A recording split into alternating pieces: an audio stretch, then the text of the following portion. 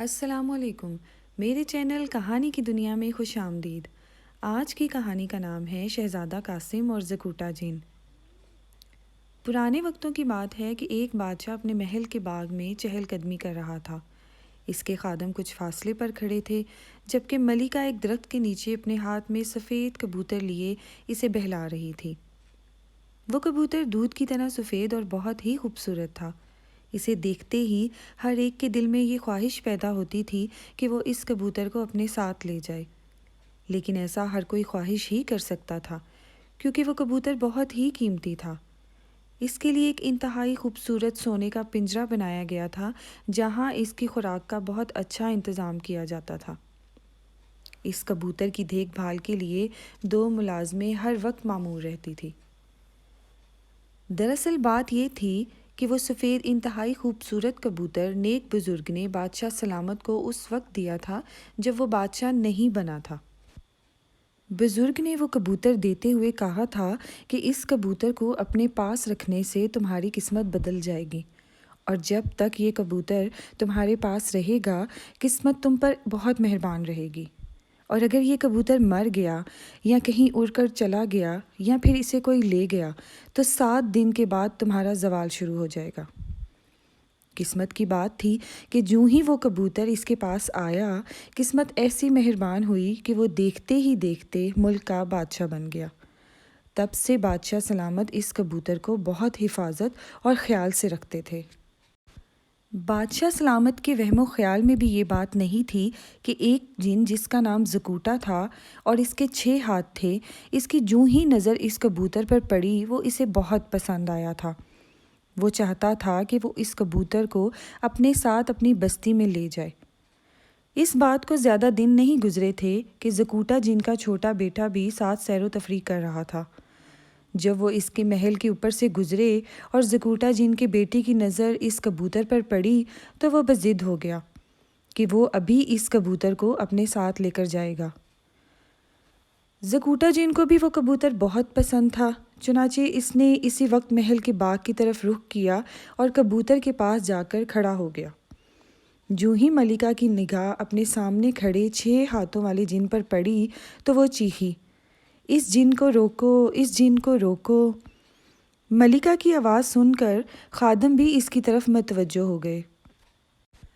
بادشاہ سلامت بھی ملکہ کی طرف بھاگا، لیکن وہ جن تھا، اس نے ایک کہکا لگایا اور ملکہ کے ہاتھ سے وہ سفید کبوتر پکڑ کر فضا کی طرف بڑھا اور گم ہو گیا۔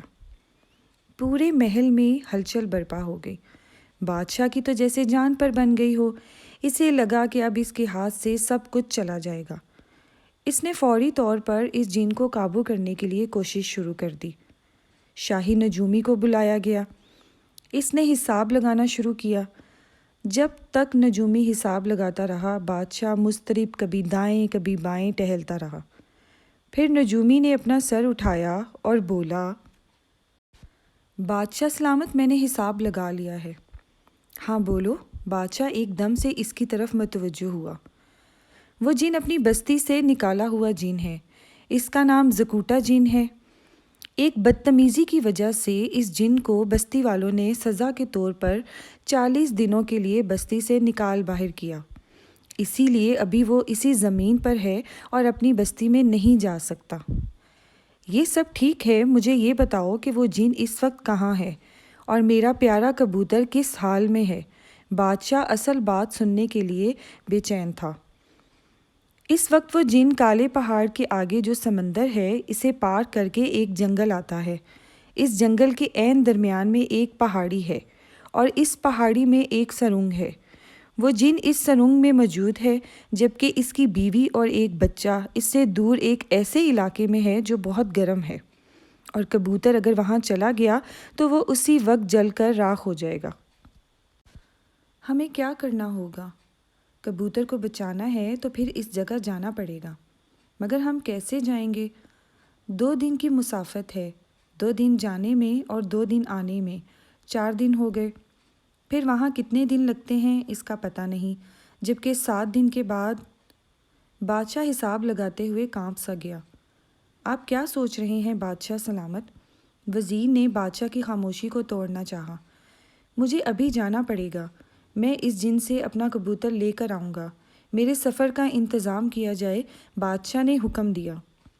یہ سفر آپ کو نہیں کرنا چاہیے، بادشاہ سلامت وزیر نے کہا۔ مجھے کیوں نہیں کرنا چاہیے؟ بادشاہ سلامت نے پوچھا۔ وزیر نے عرض کیا، بادشاہ سلامت، اگر آپ چلے گئے تو امور مملکت کون چلائے گا؟ آپ کا یہاں رہنا بہت ضروری ہے۔ لیکن بادشاہ بضد تھا، میں جاؤں گا، مجھے کوئی نہ روکے، میرے سفر کا انتظام کیا جائے۔ اچانک وہاں بادشاہ کا اکلوتا بیٹا شہزادہ قاسم آ گیا۔ وہ بہت بہادر اور نوجوان تھا۔ وہ بولا، ابا جان، میں کچھ عرض کرنا چاہتا ہوں۔ ہاں بولو، کیا کہنا چاہتے ہو؟ آپ مجھے اجازت دیں تاکہ میں زکوٹا جن کے پاس جا کر آپ کا وہ قیمتی کبوتر لا سکوں۔ شہزادہ قاسم نے اجازت چاہی۔ اس بار ملکہ بول پڑی، نہیں نہیں، میں اپنے اکلوتے بیٹے کو نہیں جانے دوں گی، وہ خطرناک جن ہے۔ شہزادہ قاسم نے بڑی شیریں لہجے میں ماں کو سمجھایا اور یوں اسے جانے کی اجازت مل گئی۔ شاہی عالم نے ایک تلوار پر کچھ پڑھ کر شہزادہ قاسم کے حوالے کر دی کہ اس تلوار سے اس جن کے ساتھ لڑنے میں آسانی رہے گی۔ بادشاہ سلامت نے اپنے بیٹے کو تاکید کی کہ وہ 7 دن سے پہلے اس کبوتر کو اس کے پاس لے آئے، ورنہ قسمت ان سے روٹھ جائے گی اور تباہی ان کا مقدر بن جائے گی۔ شہزادہ قاسم نے وعدہ کیا کہ وہ 7 دن سے پہلے اس کبوتر کو زکوٹا جن سے لے کر واپس آ جائے گا اور تباہی نہیں ہونے دے گا۔ شہزادہ قاسم کے لیے ایک بہترین گھوڑے کا انتظام کیا گیا اور اس پر سفری سامان لاد دیا گیا۔ شہزادہ قاسم اپنے سفر پر نکل گیا۔ بادشاہ سلامت اب ایک ایک گھڑی گننے لگا کہ شہزادہ قاسم 7 دن سے پہلے آ جائے۔ اس کا دل ڈر رہا تھا۔ شہزادہ قاسم کا گھوڑا اپنی منزل کی طرف رواں دواں تھا۔ شہزادہ قاسم زیادہ سے زیادہ وقت بچانا چاہتا تھا، اسی لیے وہ تھوڑا سا آرام کرتا تھا۔ اس کا گھوڑا بھی بہت دلیر تھا۔ وہ کچھ دیر آرام کرنے کے بعد سفر کے لیے بھاگ کھڑا ہوتا تھا۔ شہزادہ قاسم دن اور رات مسلسل سفر کر رہا تھا۔ بیچ میں وہ کچھ آرام کرتا تھا۔ 2 دن کے بعد وہ کالے پہاڑوں کے پاس پہنچ گیا۔ منزل بہت قریب آ گئی تھی۔ وہاں سے آگے ایک بہت بڑا سمندر تھا اور سمندر کی دوسری جانب جانا تھا۔ شہزادہ قاسم وہاں رک گیا اور سوچنے لگا کہ وہ کیا کرے۔ سمندر پار کرنے کے لیے اسے ایک کشتی درکار تھی، گھوڑے پر تو وہ کسی صورت سمندر عبور نہیں کر سکتا تھا۔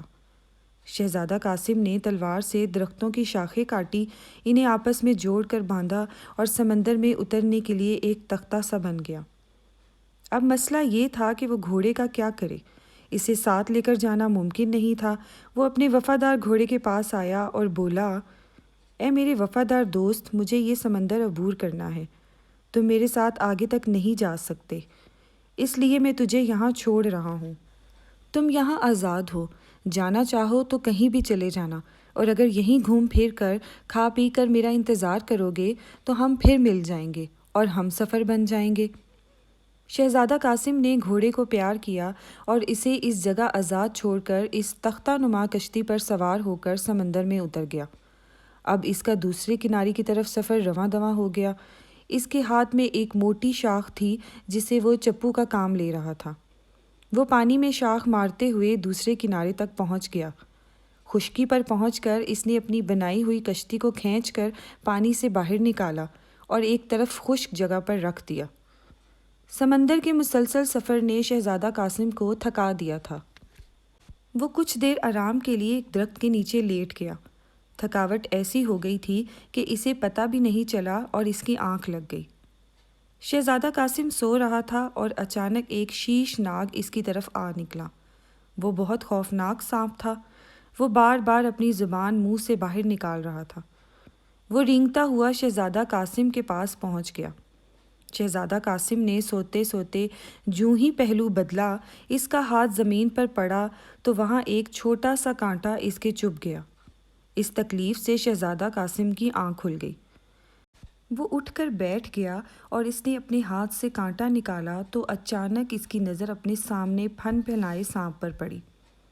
سانپ اس کی طرف بڑھا اور اس سے پہلے کہ وہ اس پر حملہ کرتا، شہزادہ قاسم کا ہاتھ بجلی سی کی تیزی سے چلا اور سانپ کی گردن تن سے جدا ہو گئی۔ تیز دھار تلوار خون میں لت پت ہو گئی، سانپ بے جان ہو گیا۔ شہزادہ قاسم نے اپنی تلوار سے خون کو صاف کیا اور اسے اپنے نیام میں رکھ کر زکوٹا جن کی تلاش میں نکل پڑا۔ دن سے رات ہو گئی اور رات سے دن چڑھ گیا، لیکن زکوٹا جن کہیں نہیں ملا۔ اسی طرح ایک دن اور گزر گیا۔ شہزادہ قاسم کے دل میں خوف پیدا ہو گیا کہ 4 دن گزر گئے ہیں، ابھی تک زکوٹا جن نہیں ملا۔ پھر اسے واپس بھی جانا اور واپسی پر 2 دن لگیں گے، جبکہ 7 دن کے بعد قسمت روٹھ جائے گی اور جانے کیا ہو جائے گا۔ شہزادہ قاسم جن کو آواز دینے لگا، اس کی آواز دور تک جانے لگی۔ اچانک اس کی نگاہ ایک درخت پر پڑی۔ اس درخت کی ایک شاخ پر ایک پنجرے میں کبوتر قید تھا۔ کبوتر کو دیکھتے ہی شہزادہ قاسم اس کی طرف دوڑا۔ ابھی اس نے پنجرے کو چھوا بھی نہیں تھا کہ اچانک زکوٹا جن نمودار ہو گیا۔ تو تم کبوتر کی تلاش میں آ گئے ہو؟ یہ ہمارا کبوتر ہے، میں اسے لینے کے لیے آیا ہوں، شہزادہ قاسم بولا۔ تم اسے نہیں لے جا سکتے، یہ میرے بیٹے کو اچھا لگا تھا، میں تمہیں اسے نہیں لے جانے دوں گا، زکوٹا جن بولا۔ میں اسے لے جا کر رہوں گا۔ شہزادہ قاسم آگے بڑھا تو یکدم ایک شعلہ سا بلند ہوا اور شہزادہ قاسم کے سامنے ایک آگ کا اولہ بلند ہو گیا۔ زکوٹا جن ہنسا، تم اسے نہیں لے جا سکتے۔ شہزادہ قاسم کے پاس وقت کم تھا، اس نے جن کو مارنے کا فیصلہ کیا۔ وہ تلوار ایسی تلوار تھی جس کے ایک وار سے جن کا خاتمہ ہو سکتا تھا۔ چنانچہ وہ جن کی طرف بڑھا اور جوں ہی شہزادہ قاسم نے اس پر وار کیا، زکوٹا جن کسی پرندے کی طرح اڑ کر درخت کی شاخ پر جا بیٹھا، اور وہاں سے اس نے پھونک ماری تو آگ کے شعلے شہزادہ قاسم کے ارد گرد گول دائرے کی شکل میں بلند ہو گئے۔ اب شہزادہ قاسم اس دائرے سے باہر نہیں نکل سکتا تھا، کیونکہ اگر وہ نکلنے کی کوشش کرتا تو آگ اسے بھسم کر دیتی۔ زکوٹا جن اس صورتحال پر ہنس رہا تھا۔ مشکل یہ پیدا ہو گئی تھی کہ وہ جن تک پہنچ ہی نہیں سکتا تھا، ایک تو آگ اور اوپر سے زکوٹا جن ایک بلند درخت کی شاخ پر اطمینان سے بیٹھا ہوا تھا۔ شہزادہ قاسم نے ایک فیصلہ کیا۔ اس نے کچھ دیر زکوٹا جن کی طرف دیکھا اور پھر بجلی کی سی تیزی سے اس نے تلوار کو زکوٹا جن کی طرف دے ماری۔ شہزادہ قاسم کا وار خالی نہیں گیا اور تلوار زکوٹا جن کے سینے میں پیوست ہو گئی۔ بس پھر کیا تھا، آگ بھی بجھ گئی اور زکوٹا جن ایک چیخ مار کر غائب ہو گیا۔ جبکہ تلوار نیچے گر گئی، شہزادہ قاسم نے اپنی تلوار اٹھائی، کبوتر کا پنجرہ لیا اور واپسی کے لیے سفر شروع کر دیا۔ اس کی بنائی ہوئی کشتی وہاں موجود تھی۔ وہ اس میں سوار ہو کر سمندر عبور کر کے وہاں پہنچا تو اس کا وفادار گھوڑا بھی وہیں پر موجود تھا۔ اس نے گھوڑے کو پیار کیا اور اس پر سوار ہو کر سفر شروع کر دیا۔ سفر کرتے کرتے جب شہزادہ قاسم اپنے ملک میں داخل ہوا تو 8 دن گزر چکے تھے۔ شہزادہ قاسم مایوس ہو گیا تھا کہ 7 دن کی مہلت تھی، اب جانے کیا ہو گیا ہوگا۔ اس نے اپنے گھوڑے کی رفتار بھی آہستہ کر دی، وہ ایک جگہ آرام کرنے کے لیے بھی لیٹ گیا۔ پھر اس نے رات کو سفر بھی نہیں کیا کیونکہ وقت گزر چکا تھا، قسمت ان سے روٹھ چکی تھی۔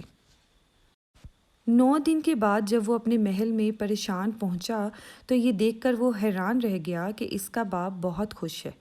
سب نے شہزادے قاسم کا شاندار استقبال کیا۔ ابا جان، کیا قسمت ہم سے روٹھ گئی ہے؟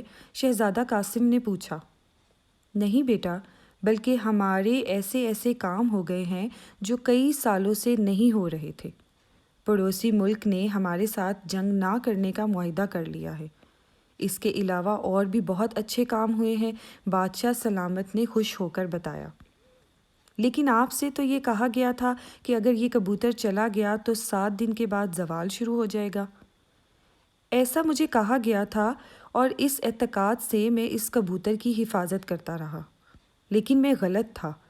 یہ کبوتر ہمیں کیا نقصان دے سکتا ہے؟ نفع نقصان تو صرف اللہ کی طرف سے ہے۔ ہمیں یہ یقین رکھنا چاہیے، تم اس کبوتر کو آزاد کر دو۔ بادشاہ سلامت نے کہا اور شہزادہ قاسم نے کبوتر کو آزاد کر دیا۔